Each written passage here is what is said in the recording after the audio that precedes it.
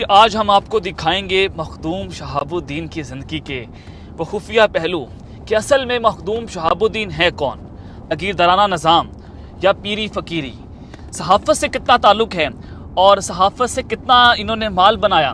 पहली बार आपके सामने वो खुफिया पहलू जो आपने पहले कभी ना देखे।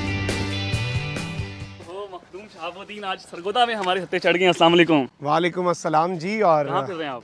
बस तैयारियां हैं आगे बढ़ने की। सरगोदा आए हुए थे तो सोचा हमारा दरबार है और गांव है, उधर चलते हैं। बल्कि आप भी आए हमारे साथ, इंशाल्लाह चलते हैं आपके साथ, गपशप लगाते हैं। प्रोटोकॉल आज हम देख रहे हैं, बहुत सारे सवालात हैं हमारे जहन में। बहुत से लोगों के जहनों में सवालात तो होते ही रहते हैं।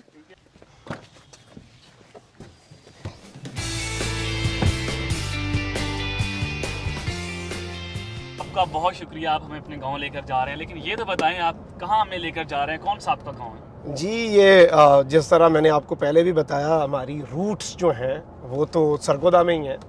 और सरगोदा हमारा शहर है, शाहीनों का शहर है। It has a great and very rich history.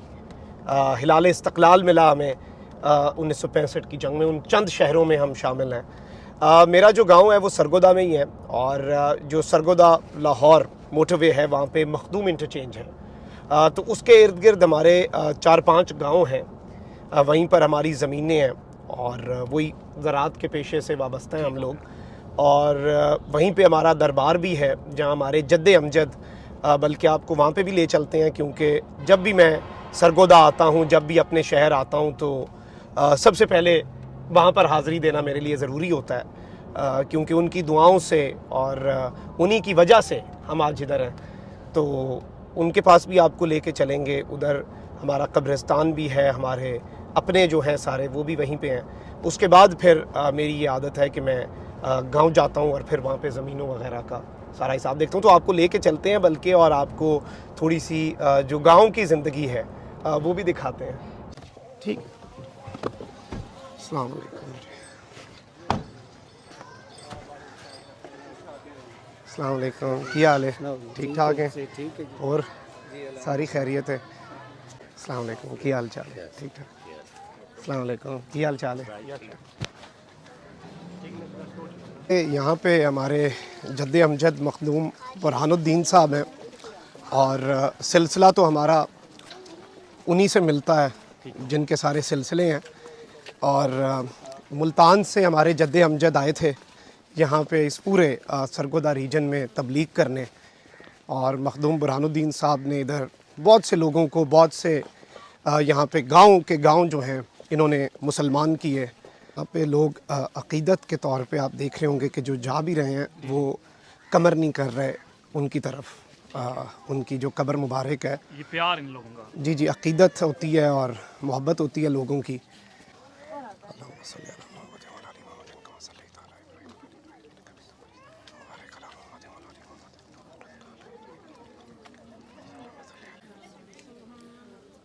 जी, आप देख रहे हैं मखदूम शहाबुद्दीन कब्र पर चादर चढ़ा रहे हैं।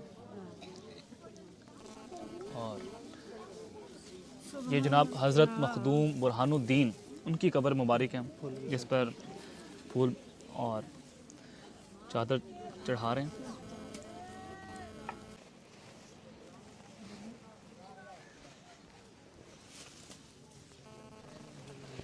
ये हमारे इसी कब्रिस्तान में हमारे जद्दे अमजद मखदूम बुरहानुद्दीन साहब और उनकी जितनी औलाद है, मेरे वालिद साहब हैं, ये मेरे दादा जान की कब्र है। तो जी मखदूम शहाबुद्दीन, ये लंगर का भी इंतज़ाम है, ये हफ्तावार चलता है, क्या मामला है? जी, यहाँ पे हर हफ्ते ये बस जो अल्लाह हर जुम्मे को जो अल्लाह ताला ने दिया है, ठीक है, बस उसमें से ये कोशिश होती है कि अपने लोगों को भी बहुत अच्छा काम कर रहे हैं। पीछे हो जाओ। आई नो इतने बच्चे लेकिन हमने आप देखा यहाँ पर कि राया जो है यहाँ पर आ रहे हैं आपके पास, बड़ी अक़ीदत का इजहार कर रहे हैं, हाथ भी लगवा रहे हैं, दम छम करवा रहे हैं। क्या वजह है इसकी इतनी अक़ीदत की? देखें, ये तो इन लोगों की मोहब्बत है और लोगों का प्यार है। और ज़ाहिर बात है, हमारे बड़े हैं, हम तो बड़े गुनहगार लोग हैं, लेकिन उनकी नेकियां हैं। और हमें तो, बल्कि मैं तो समझता हूँ कि ये तो एक बहुत बड़ी ज़िम्मेदारी होती है आप पे कि आपको उस चीज़ को भी लेके चलना होता है जो आपके कंधों पे एक बोझ है कि इतने बड़े नाम, इतनी बड़ी हस्तियाँ, आप अगर उन्हें रिप्रेजेंट कर रहे हैं, उनके रिप्रेजेंटेटिव हैं, तो लोग भी आपसे एक्सपेक्ट करते हैं। तो बस मैं ये समझता हूँ कि इंसान को उसी हिसाब से चलना चाहिए और हर चीज़ को देख के चलना चाहिए। मखदूम शहाबुद्दीन, अब हम आपकी ज़मीनों पर पहुंच गए हैं। जी जी। सबसे पहले तो ये बताएं कि सहाफ़त तो होती रहती है और लोग ये समझते हैं कि आप सहाफ़ी बने और आपका लाइफस्टाइल चेंज हो गया। मुझे ये बताएं कि सहाफ़ी बनने से पहले आपका लाइफस्टाइल यही था या फिर उसके बाद ये सारा हुआ? नहीं, अल्लाह ताला का बड़ा करम रहा है और जो सहाफ़ी बनने के बाद कोई इतना बड़ा डिफरेंस नहीं आया। मैं ये चीज़ हमेशा कहता हूँ कि फ़ाइनेंशियली अल्लाह ताला का बड़ा करम रहा है कि ज़ाहिरी बात है कि जो चीज़ें इनहेरिटेड थीं, जो फैमिली होती है, इनकम और वो सारा कुछ, बाकी ये ज़मीनें हैं, जागीरें हैं और इन्हीं का ख्याल रखते हैं हम। तो क्या अर्निंग का क्या हिसाब किताब है कि इस सहाफ़त से ही आपने इतना प्रोटोकॉल और ये शाहाना गाड़ियाँ, लाइफस्टाइल, या फिर इससे हटकर आपकी कोई अर्निंग है, कितना कमा लेते हैं? जहाँ तक ज़रात के मामलात हैं ना, तो मुझे उनका यकीन माने, वरना तो सभी ये कहते हैं ना कि मुझे नहीं पता, मुझे यकीन माने नहीं पता होता।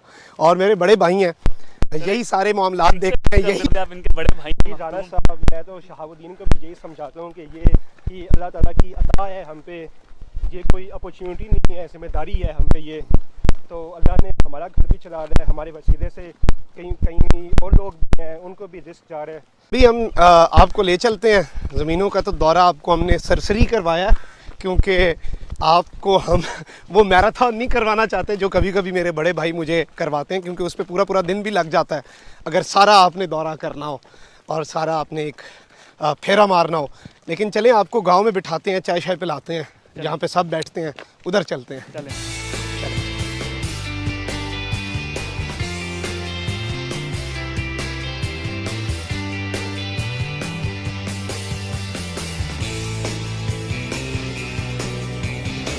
लिखा को जी अस्सलाम वालेकुम। अस्सलाम वालेकुम। ये बताएं कि इस वक्त जो हालात पैदा हो रहे हैं, कल खान साहब की पेशी भी है लाहौर हाई कोर्ट में, फिर इस्लामाबाद में भी पेश हो सकते हैं, तो क्या लग रहा है खान साहब की जान को ख़तरा है, उनको मार दिया जाएगा? और ख़तरा है, मुझे बताइए किन से ख़तरा है? खान साहब कहते हैं कि अपने ही लोगों से ख़तरा है। अपनों से ही ख़तरा है। और मैं आपको एक और चीज़ ये बता दूं कि इमरान खान को सियासी तौर पे भी ख़त्म किया जा सकता है, इमरान खान को जानी नुकसान भी पहुंचाया जा सकता है, इमरान खान को मार दिया जा सकता है। लेकिन एक चीज़, ये खबर है, ये तज्जिया नहीं है, खबर है।